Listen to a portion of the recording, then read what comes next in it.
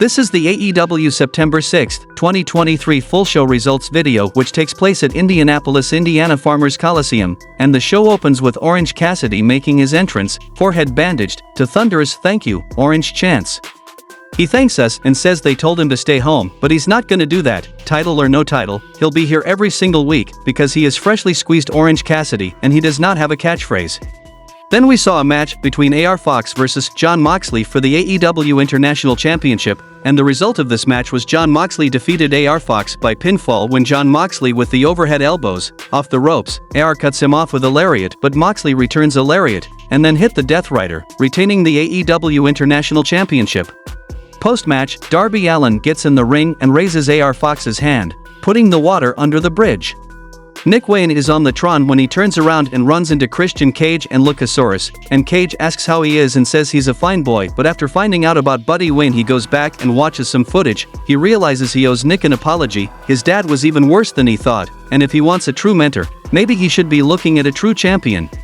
The next match happened between Emi Sakura versus Kris Statlander for the AEW TBS Championship, and the result of this match was Kris Statlander defeated Emi Sakura by pinfall with Wednesday Night Fever, retaining the AEW TBS Championship. Roderick Strong cuts a promo about his life, flanked by the Kingdom, and he talks about his mom's drug issues and his dad's alcoholism, and how he found refuge in wrestling, and it's not a business to him, it's everything, and he's gonna win the Grand Slam tournament. The next match happened between the Aussie Open versus Los Sex Gods, Chris Jericho and Sammy Guevara, and the result of this match was Los Sex Gods defeated the Aussie Open by pinfall with the Judas effect from Chris Jericho. Post-match, Jericho and Guevara get into a shoving match and security has to pull them apart. A recap of the strap match between American Dragon Bryan Danielson and Absolute Ricky Starks follows, also featuring a promo from a Defiant Starks about the punishment he took and the point he proved. Then Renee Paquette took the interview of Don Callis and Konosuke Takeshita backstage, and Don Callis mentioned that next week they will have some celebration, and they will reveal their next target. Maxwell Jacob Friedman makes his entrance and gets on the mic, and he says he went to the back after retaining the tag titles and that Mark Tony Khan told him he had to wrestle again on September 20th? But then he remembered that's the Grand Slam, that's the Devil's Den, the home state. MJF said whoever wins the tournament will find out the hard way that nobody is on the level of the devil, but one person, in particular, might need to be taught a lesson, and Samoa Joe interrupted him. Samoa tells him that his bris was postponed due to lack of material and his time with these Midwesterners made him dumb, and again he asks what his problem is, kid. Max loses his cool and says if he calls him kid one more time he'll knock his teeth down his throat. MJF said when he was 19 he had a tryout in Brooklyn for WWE and he knocked it out of the park because he's that damn good, and he got pulled aside by William Regal and was told he was too young to get signed and, as we all know, he blew Max off. And we all know that story ended with MJF knocking his British ass out and sending him packing back to NXT, and if Joe plays his cards right, he's next. He took a 19-year-old kid and shoved him into a brick wall and laughed, and he knows why Samoa did that because he knows how scumbags think, because he is one. But the point is he's not a kid anymore, he's full grown, a generational talent, and the AEW World Champion, the best wrestler on God's green earth, and the man who headlined the most historic pay-per-view of all time. Samoa says he didn't think of him as a kid when he pushed him into that wall, he thought he was a little bitch. He's gonna enter the tournament, win it, and come for him, and until then, champ? Have a nice day. MJF leaves and Joe kicks the ropes into his gentleman's area and puts boots to him before grabbing the title and holding it high, but Friedman recovers and hits him in the gentleman's area. Into the corner, biting his forehead, Max put boots to him but charges in and gets spiked with the rock bottom, and Samoa draws him up and sets him up top for the muscle buster, but Adam Cole makes the save. Medics check on Max and he's in agony, complaining his left arm is numb, and Joe comes back out and says next time he'll try to leave it attached, but he can't guarantee it, and calls him a bitch again.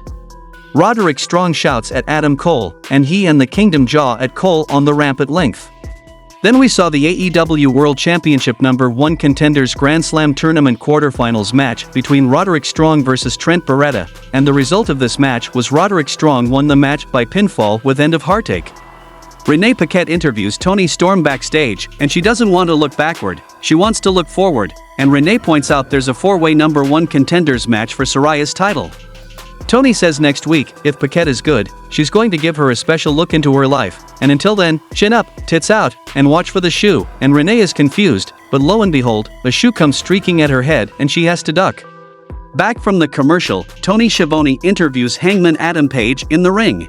He talks about coming to Chicago on a whim when he heard about the charity battle royal and talks about why he picked the Chicago Public Education Fund to give his $50,000 to. Then comes Shane Swerve Strickland, with Prince Nana at his side, and Swerve said Hangman hasn't gotten new gear in almost a year, no new merchandise, he got a contract extension so he's been eating good and it's been showing. He doesn't have singles matches or promos on Dynamite, and when was the last time he had a title match? He's taken a back seat to the Elite because he's gotten comfortable. So option A, ride off into the sunset and let his contract fizzle out. Move out of the way and let Swerve take his spot and he'll turn it into his house, or option B, cowboy up and find that spirit and fire and show everyone what cowboy shit is all about.